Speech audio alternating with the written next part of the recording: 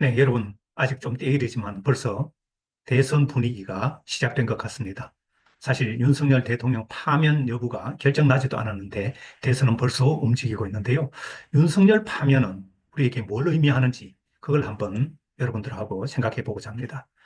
윤석열 대통령 파면, 이것은 아직은 시작되지 않았지만 이미 대선이 무르익어 가고 있기 때문에 이 대선이 시작되면서 우리가 이 이야기를 한번 해볼 필요성을 느낍니다. 저는 탄핵을 인용하게 되면 그 의미가 다섯 가지라고 보는데요. 누구를 지지하고 지지하지 않든 그게 중요한 것이 아닙니다. 윤석열 대통령 탄핵을 기정사실로 한 이런 대선 후보들의 움직임이 빨라지고 있고요. 일부 자치단체장들도 여기에 합류하는 것으로 벌써 선거 캠프가 꾸려지고 있습니다. 윤석열 탄핵 의미는 다섯 가지 의미를 적어도 갖는다고 보는데 첫 번째는 이재명 대통령 당선이 거의 확실시 된다는 것입니다.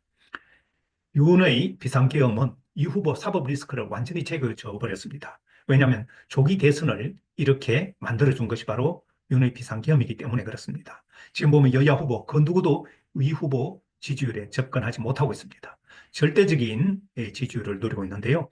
당내 인사들도 이렇게 한 자릿수에 불과한데 이재명 지지율은 이렇게 높고 아마 여당 입장에서는 어느 후보가 나와도 쉽지 않은 그런 대선이 될 것 같습니다. 왜냐하면 이 파면이 선고되면 2개월 내에 대선이 치러져야 되는데 그러면 5월 대선이 될 것입니다. 역전할 수 있는 그런 시간이 없습니다. 그래서 원턴 원치 않던 이 대통령 시대가 개막될 것으로 봅니다. 두 번째는 이제 위선과 거짓의 시대가 끝나가는 것을 의미합니다.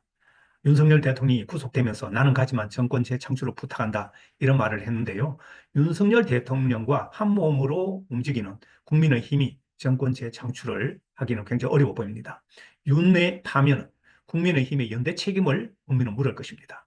그동안 거짓말로 가족 범죄를 덮던 그런 국민 고통의 시대는 끝났다는 것을 의미합니다. 세 번째는 김건희 막후에서 권력 행사하던 그런 시절도 끝났다는 것을 의미합니다. 조국 가족을 도륙내던 수사검사를 국회의원 만들게 했던 김 여사, 그리고 수조물 마신 김영선 국회의원 만들기 실제로 만들어냈지 않습니까? 그런 일을 했고 국정원장과 여당 대표도 문자질을 했다는 것이 드러나고 있고 심지어 국정원장하고는 계엄 선포 그 전날 아주 급박한 상황에서도 문자를 주고받았다고 하는데요. 정말 우리가 상상 이상의 많은 일이 김 여사의 손에서 국정농단이 이루어진 것 같습니다. 지금 국정원장은 자기는 결백하다. 문자는 주고받았지만 이런 얘기를 하고 있는데 신문 사설, 논설 이런 데서 지금 이 그림으로 이 어떻게 보면 풍자하고 있습니다. 그리고 네 번째는 검찰 개혁의 시대가 시작될 것입니다. 그동안 김건희 수사는 곳곳에서 벽에 부딪혔고 그리고 구리학 수사를 할 수밖에 없었고 그것마저도 불기소 처분을 해서 권력의 계라는 그런 비판을 받았습니다. 최근에는 엄정 중립이 중시되는 공무원이 검사장이 정치질을 하는 그런 오만방자한 일도 있었습니다. 이런 일들은 검사들이 정치적 중립을 깨고 온갖 정치에 개입하면서 여러 가지 문제를 스스로 노출시켰습니다. 그래서 앞으로는 수사권이 완전히 박탈된 뒤에 기소청으로 전락하게 될 것으로 그런 시대가 예상됩니다. 마지막으로 언론 개혁의 시대가 열릴 것입니다. 지금 보면 가짜뉴스, 허위 과장 보도로 한국의 언론 신뢰도는 바닥을 헤매고 있습니다. 조사 대상 40개국 중에 꼴찌로 나타났고요.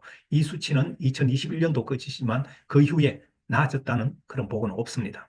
지금 보면 무법천지 유튜브 언론에다가 댓글 정치로 주고받으면서 우리 언론이 거기에 놀아나고 있습니다. 그래서 저는 세 가지를 해야 된다고 봅니다. 이런저런 플랫폼에 책임을 묻는 그런 법제를 정비해야 되고 징벌적 손해배상 제도를 도입해서 언론 스스로 자신들이 좀 더 책임감 있는 보도를 할 수 있도록 만들고 그리고 공영방송의 정치 개입을 완전히 배제시키는 그런 일을 해야 될 것입니다. 윤의 파면은 한국 제도약의 기회를 가져올 것입니다. 무도한 윤 정권의 조기 종식은 스스로 자초한 것입니다. 오만한 권력의 종신 집권이 한순간에 꿈으로 끝났죠. 그래서 불법 무도한 세력에 대한 개입은 이 동조한 이 어둠의 세력들을 완전히 제거할 그런 기회를 맞게 되고 이것은 한국이 다시 제도약할 기회를 맞게 됐다는 것을 의미합니다.